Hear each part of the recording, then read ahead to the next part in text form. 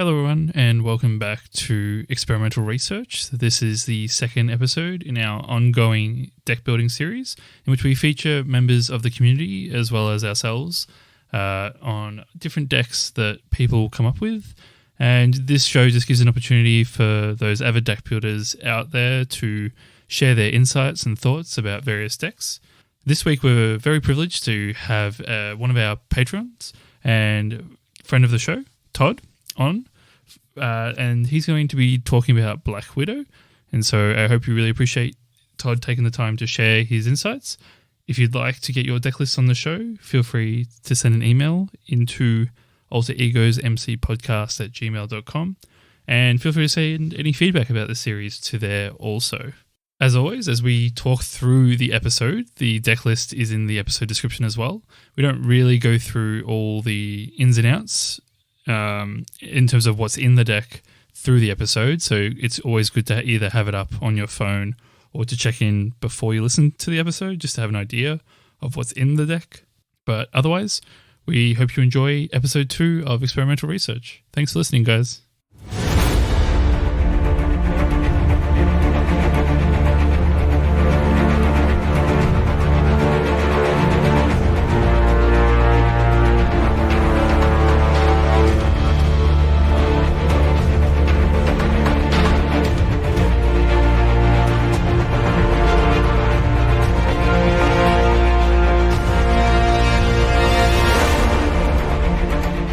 Welcome back, everyone, to Alter Egos. This is episode 2 of Experimental Research, and this week I'm joined by a very special guest and friend of the show, Todd. Todd, how's it going this afternoon? Yeah, it's going pretty good, actually, for being in lockdown, but yeah, it's good. Yeah, so Todd's one of the local players here in Melbourne, and I'll let him tell everyone a little bit about himself, but we've both been in the Melbourne lockdown, and we've been trying to gem champions as much as we can. But Todd, why don't you tell the listeners a little bit about yourself, a bit more than what I just said. So I'm 44. I'm married with 2 kids at home, a son and a daughter. My son's 10. He often plays with me. We play Friday nights, just a 2-player multiplayer. And I'm lucky enough to be really good friends with Bryce, who was on the show a little while ago. And I normally play on Saturday nights with him and one other friend, Shane, and we normally jam our Saturday night session, and then I will try and get a couple of solo sessions in during the week. I haven't played two-handed solo yet. It seems a bit daunting, but I do tend to play true solo when I do, break out a solo session midweek. How did you actually get involved in Marvel Champions? What got you into the game initially? Initially, I saw it advertised on the In-Flight Report last year, and I thought it was going to be amazing. I used to play Destiny a lot, and I think that's where the bulk of my friendships with card games sort of grew from. But I was really turned on to this game, particularly because it wasn't the same model as Destiny. Destiny cost a lot of money. It certainly cost me a lot of money. And when this one came out and they said, hey, look, it's just one core box and away you go, I thought, wow, this is just phenomenal. And I haven't looked back ever since. It's given me the same feelings of when I was playing Destiny. You can still tap things and, play cards and just have a really good time in that sort of sense. But yeah, this is my first LCG and I'm not looking back. I'm buying in. I'm fully dropped. Great. Yeah, if they introduce a Star Wars LCG, we're probably going to have a crisis on our hands in our play group. I think for sure, if there is a Star Wars sort of reskin, I think I might have to, make room for both LCGs in my life for sure. Yeah, and so what we're doing here on the show with Experimental Research is that we have listeners such as Todd bring in a deck to talk about. And so Todd's built us a deck this week. And so what's the deck we're talking about? This week we're talking about my Black Widow protection deck. From very early on, my friends, they found a hero. They just stuck with it. And I was always just, I'll try this hero, I'll try that hero, I'll try that aspect. And it didn't, I had fun every time, but I didn't really get wowed by a hero until sort of Black Widow came out. And yeah, and it's just, I haven't looked back. So Black Widow Protection, I played it quite a lot. I think since Black Widow dropped, I played Justice maybe once or twice with her initially, and then after that I changed to Protection, and I think for about 2 months I didn't play anything else. Yeah, it's quite the list you've put together. Is it a list that you play both solo or multiplayer, or is there a particular player count that you prefer to play it at? I would say that this list is particularly aimed at multiplayer. I have played it solo, and I beat Rhino fairly easily. It did take a little while longer than if I was going to smash him out with another hero, a different aspect. But I've played it solo, I think twice, and I played Rhino and Ultron. I think I won against Ultron, but I did beat Rhino. But normally I do play multiplayer, and this just sings in multiplayer.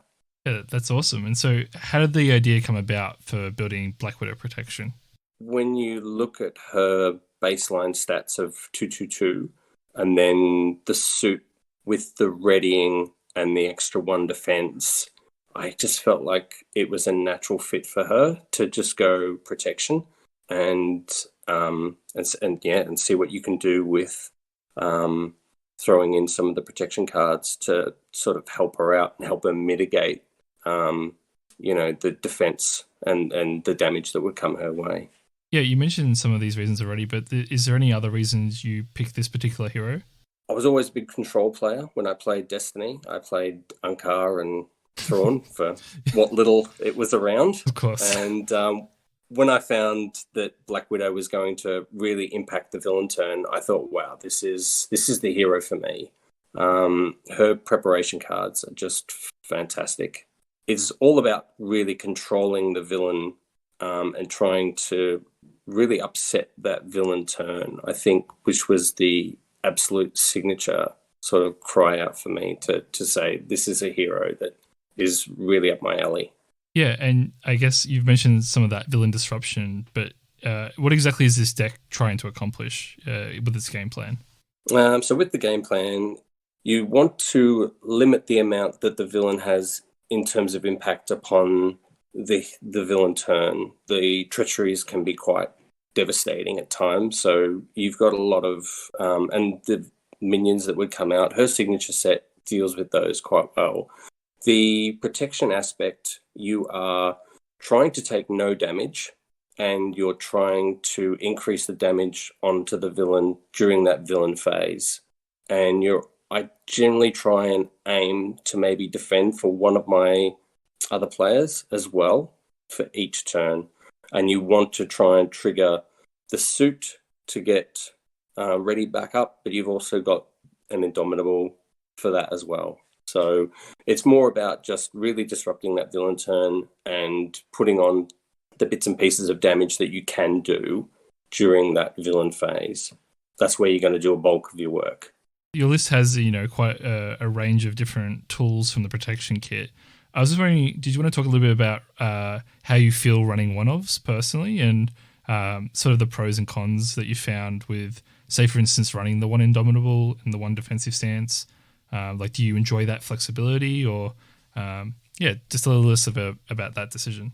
Sure. The deck building, my deck building has changed. I used to run 2-ofs a lot of things, but now that the card pool is increasing, I tend to find that certainly if a card says, max 1 per player, I'll just include 1 in. Unless I can give it to another another player, then I will definitely only include 1. So unflappable, just 1 copy. I'm the only one who's really going to be using it to defend and take no damage.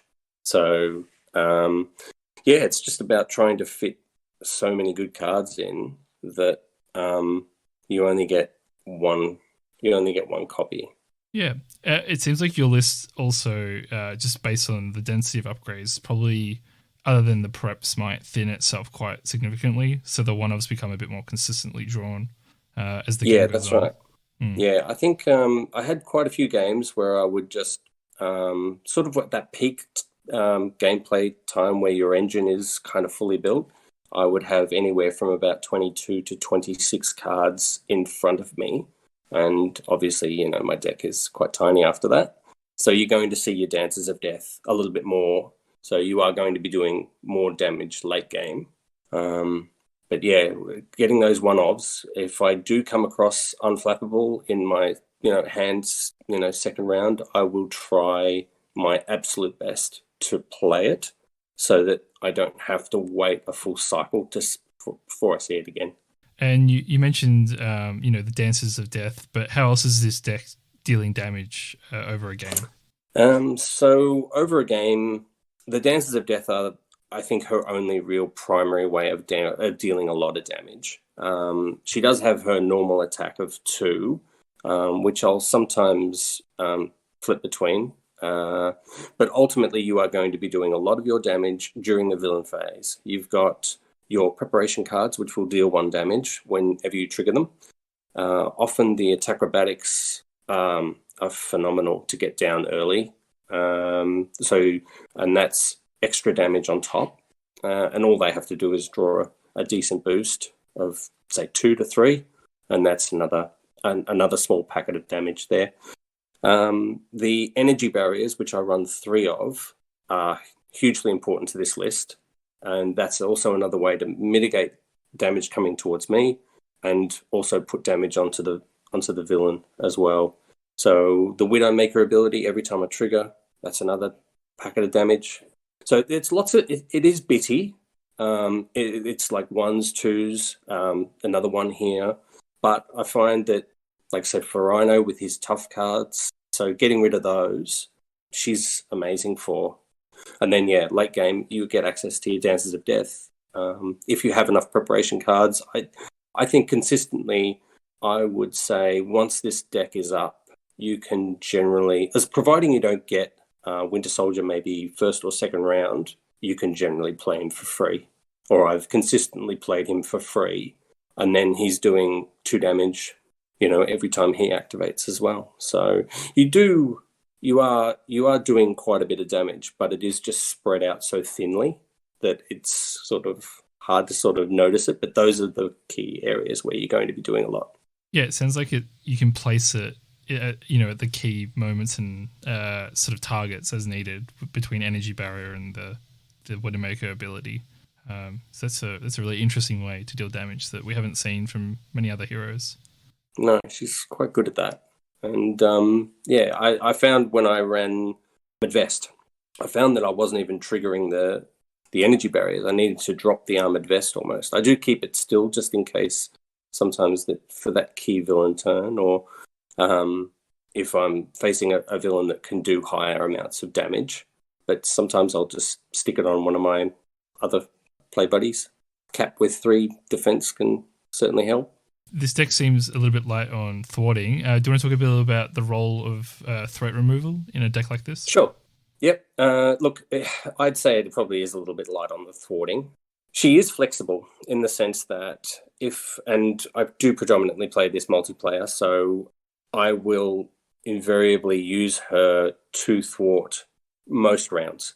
That's the way I'm helping my team, is by defending for them, upsetting the villain phase, and doing my thwarting where possible.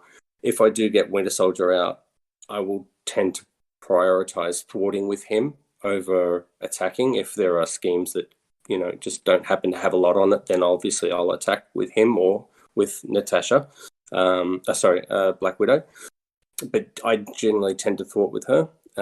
She does have that wonderful card, Covert Ops, which will work in both hero or alter ego. So getting 3 off 4 threat, isn't it? 4. Yep. Yeah, 4. And the Confuse is fantastic, especially if you are going to flip a lot.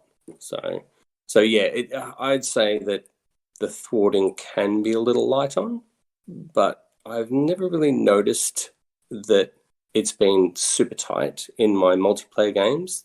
and have played this without a Justice player, and we've done pretty well.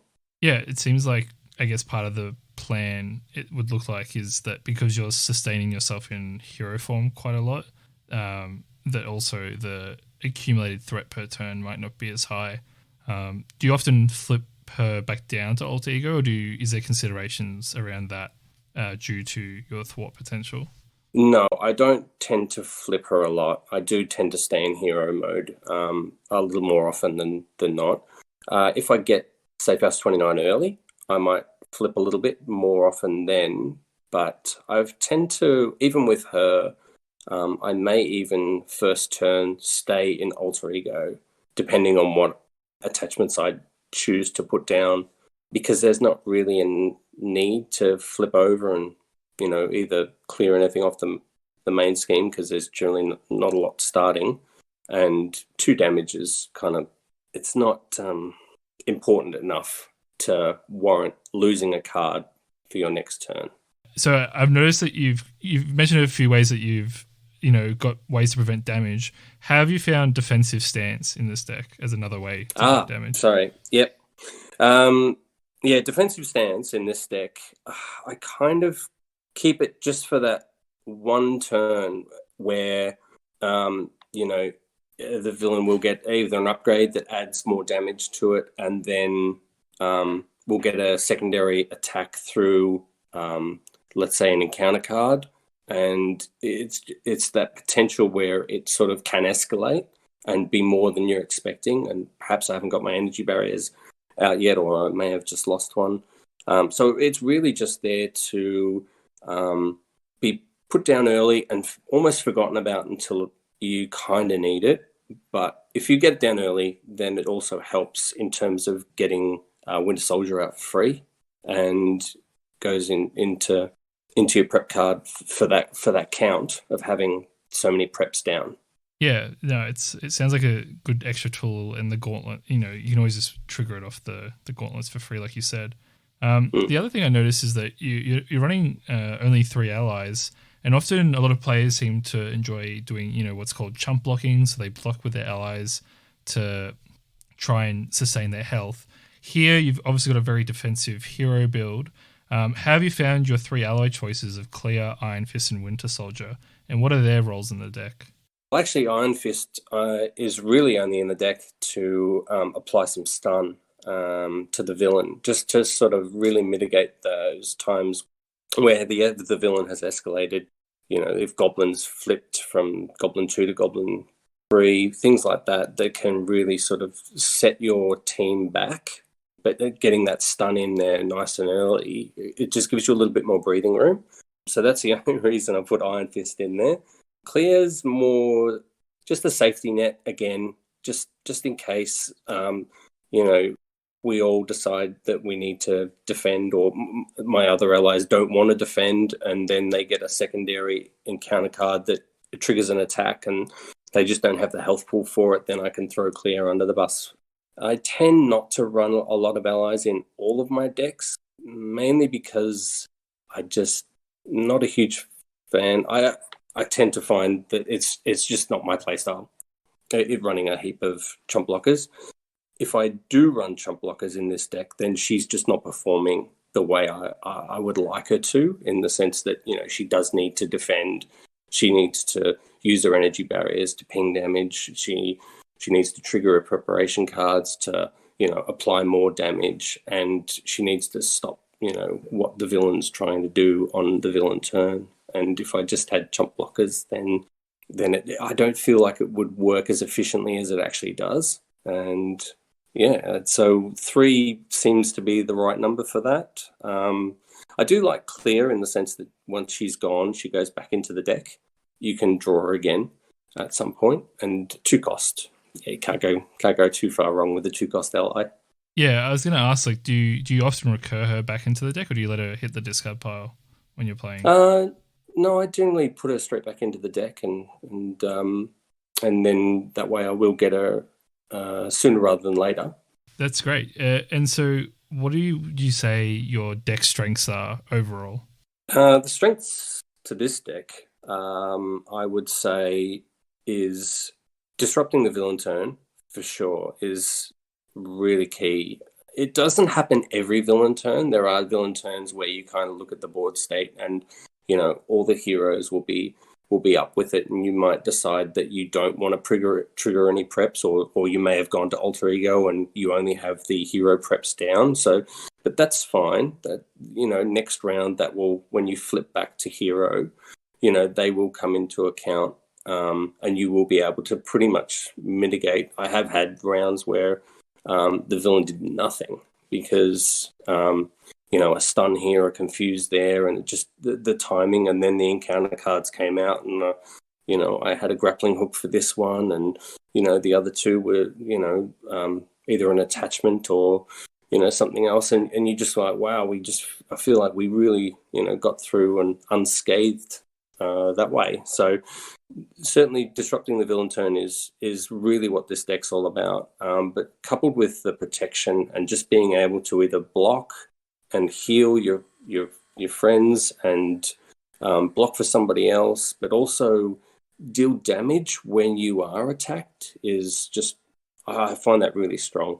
Yeah, and what would you say, if any, are the weaknesses that this deck has? Well, this deck actually has one really major weakness that I discovered fairly early on, and that would be Taskmaster. Taskmaster is this deck's absolute nemesis. So when Taskmaster comes out, there is the odd time where you will get shadows and you won't have a grappling hook out. And it happened to me once, and Taskmaster came out, and if my friends hadn't have defeated him, he would have hit me for about 18, because this deck has 22 upgrades in it. And as we all know, Taskmaster does damage to how many upgrades you have in play, and yeah. So I think I had 18 at that time, and yeah, he would have hit me for 18, but luckily I think Iron Man cleared him for me. So, but yeah, if you look at it from a solo perspective, I think that getting shadows, might really shine where this deck might struggle. And trying to get rid of him in that turn might prove tricky. Thank you for sharing that. What we do now is just quickly ask you if there's a particular scenario that you test this deck into, or that you really enjoy playing in a multiplayer setting.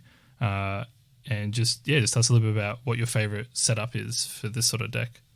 So playing this deck, I don't think there's too many that I haven't played against, in all fairness. I really enjoyed playing this deck when we played Wrecking Crew.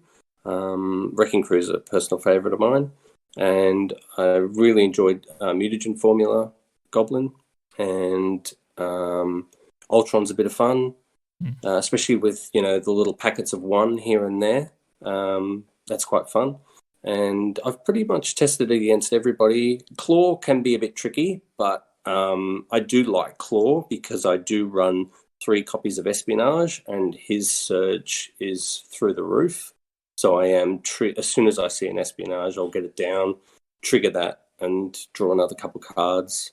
So you do tend to have a much larger hand size when you are playing against Claw. So I actually, even though I do find it the tougher scenario, I do really enjoy that aspect, that I know that I'm pretty much going to trigger Espionage every single villain turn.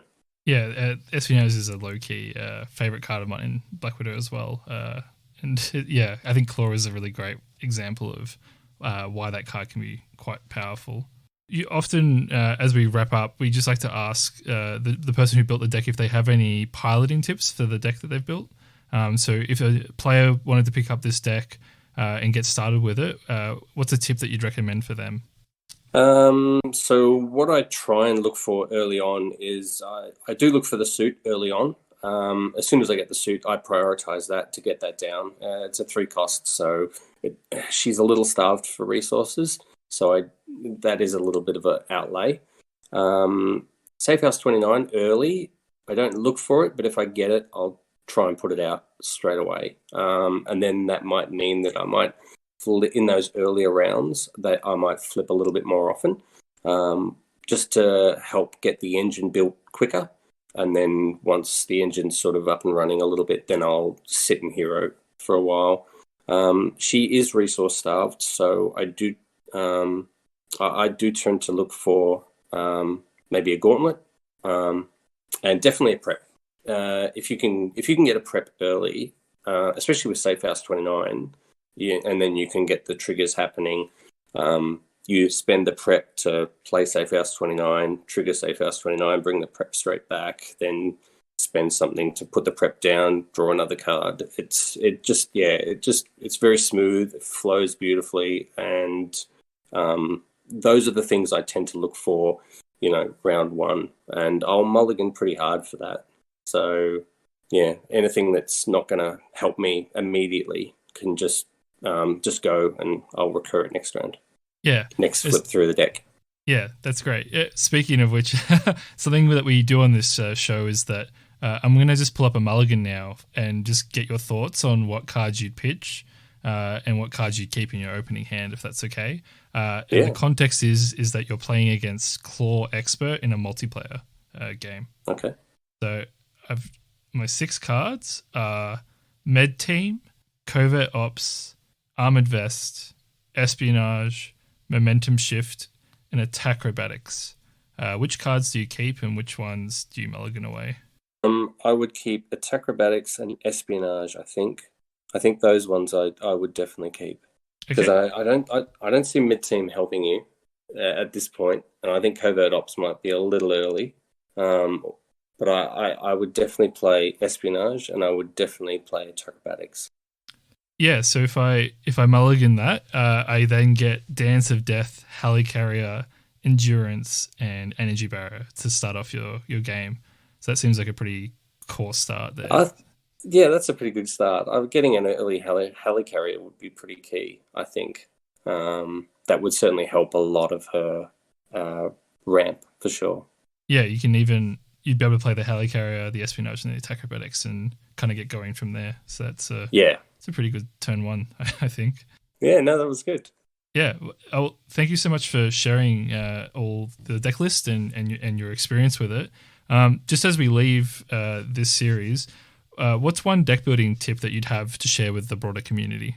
I think, honestly, I would say don't be frightened to put one-offs in your deck, and maybe just when you do see them, prioritize them, or even think to yourself, can I live another 3 or 4 rounds without this card? If I can, then spend it. If I can't, then find a way to play it. And that's something that I feel my own deck building has grown playing this game.